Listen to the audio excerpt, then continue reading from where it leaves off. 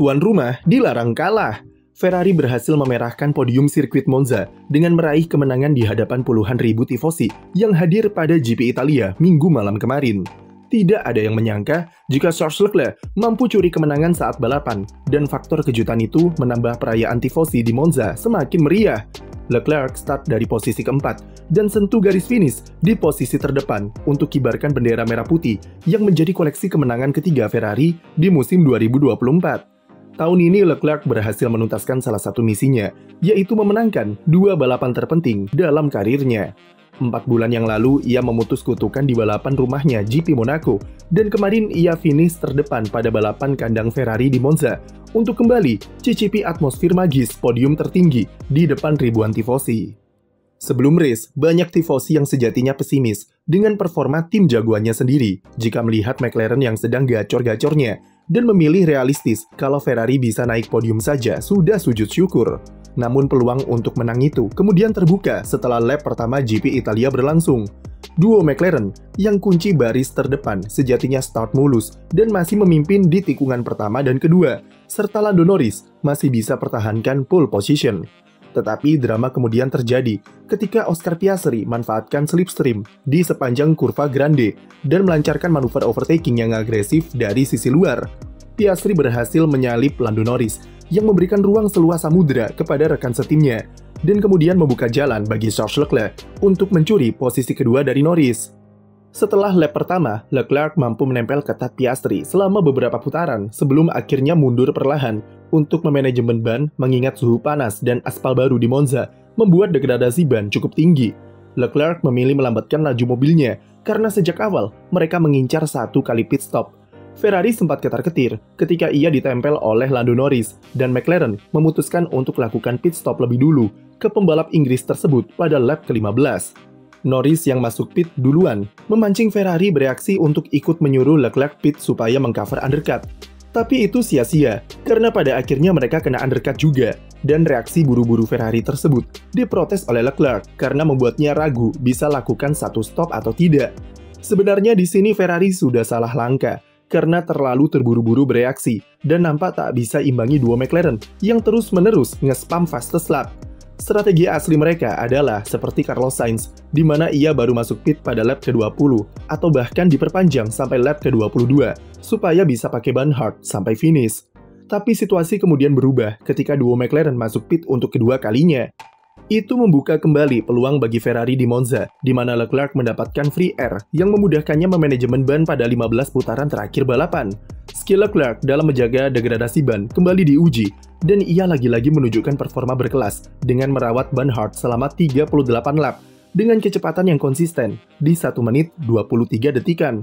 Kemampuannya yang mampu mengemudikan mobil dengan halus dan menjaga race pace tetap kompetitif merupakan salah satu keunggulan yang akhirnya bisa ia eksploitasi musim ini, serta menunjukkan kalau Leclerc sudah berkembang dari tahun-tahun sebelumnya.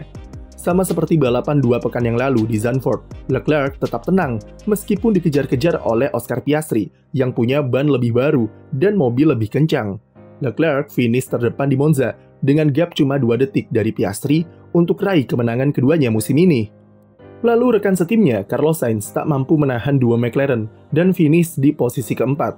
Sebelum GP Italia, seperti biasa Frederick Vasseur sudah sesumbar jika Ferrari akan kembali kompetitif sejak GP Italia dengan upgrade baru yang mereka berikan.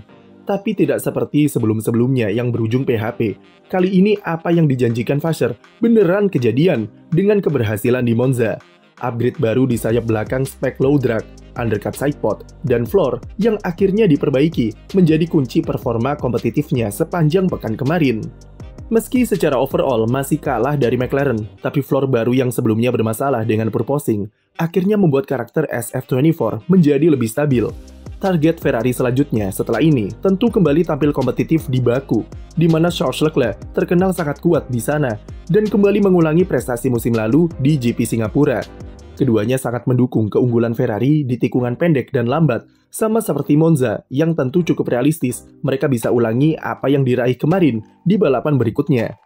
Beralih ke McLaren, lagi-lagi tim ini membuat gemas penonton dengan eksekusi balapannya yang berantakan.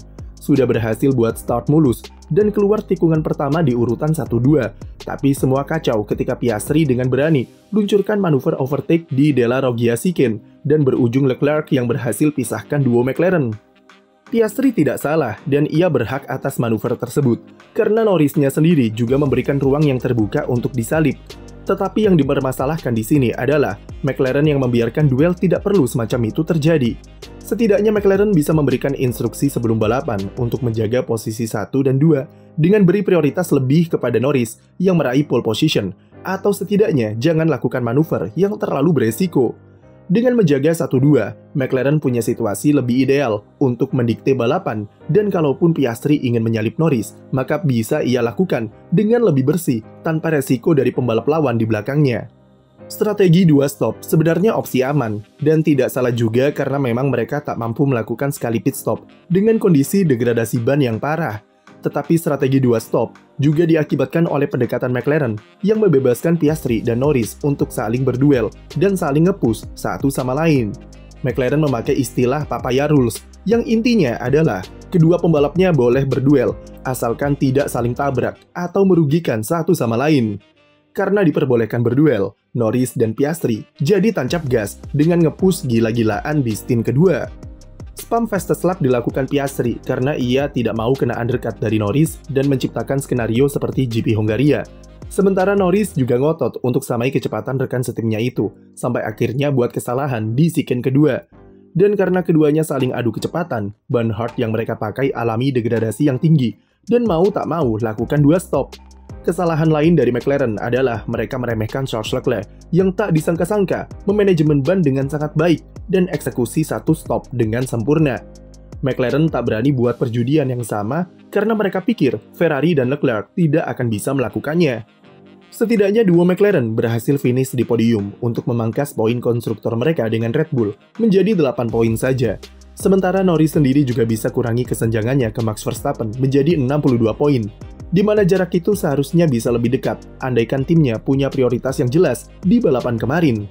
Beralih ke tim lain, ada Mercedes yang lagi-lagi alami masalah yang sama seperti di GP Belanda, yaitu gacor di kualifikasi tapi loyo saat balapan. Di kualifikasi, George Russell bisa kunci posisi ketiga dan cuma 0,1 detik terpaut dari pole position.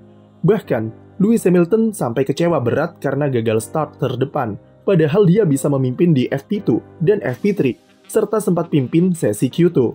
Tetapi ketika race, duo Mercedes tak terlihat sama sekali. Russell buat kesalahan saat start race dengan melebar ke rerumputan usai menghindari Oscar Piastri karena telat mengerem. Sayap depannya alami kerusakan karena insiden kecil itu, dan memaksanya masuk pit lebih awal yang mengacaukan balapannya. Tapi setidaknya Russell mampu finish di posisi ke-7 di depan Sergio Perez dengan menyalipnya pada lap ke-38. Sementara Lewis Hamilton jalani balapan yang lebih baik dengan mampu menjaga posisinya sepanjang race untuk finish di urutan kelima. Akhir pekan buruk kembali dialami oleh Red Bull, di mana Max Verstappen dan Sergio Perez finish di luar 5 besar di GP Italia. Ini adalah weekend terburuk mereka sejak GP Monaco, di mana RB20 saat kualifikasi saja terpaut nyaris 0,7 detik dari waktu pole position Norris, dan bahkan waktu Q2 Verstappen yang lebih cepat juga sama saja, menempatkannya di posisi ke-7. Saat balapan, strategi 1 stop gagal mereka jalankan karena degradasi ban hard yang kelewat tinggi, ditambah dengan pit stop Verstappen yang lama. Padahal di GP Italia, Verstappen akhirnya mendapatkan floor spec terbaru yang dipakai Perez di Zandvoort, tapi hasilnya sama saja, karena belum bisa sembuhkan problem understeer di RB20, terutama saat long run. Tidak heran jika Verstappen mulai ketar-ketir dengan kedua gelar Red Bull yang mulai terancam. Berganti ke tim lain, ada Williams yang rasanya patut diapresiasi karena akhirnya kembali raih poin di GP Italia. Start dari posisi 9, Alex Albon sentuh garis finish di urutan yang sama dan bawa pulang 2 poin bagi timnya. Sementara Franco Colapinto lakoni debut yang mulus dengan finish di posisi ke-12 dan melewati 6 pembalap di depannya. Posisi poin terakhir dihuni oleh Kevin Magnussen, yang sayangnya dia harus jalani hukuman larangan balapan untuk GP Azerbaijan nanti. Itu karena Magnussen terkena penalti 10 detik usai senggolan karena manuver agresifnya ke Pierre Gasly. Dia juga dihukum tambahan 2 poin penalti, yang membuat dirinya mencapai batas maksimal dengan koleksi 12 poin penalti, yang otomatis Magnussen dikenai larangan balapan sebanyak 1 kali. Itu artinya kemungkinan besar Oliver Bearman akan menggantikan pembalap Denmark tersebut di Baku nanti. Haas masih punya waktu untuk mengajukan banding terhadap FIA, mengingat insidennya sendiri tidak terlalu berdampak serius. Gasly sendiri bahkan meminta Ray Stewart untuk mencabut hukuman karena merasa terlalu kejam dan tak dirugikan. Jadi, mana momen favorit kalian untuk balapan kemarin? Tulis di komentar, dan jangan lupa beri like dan subscribe untuk konten F1 lainnya.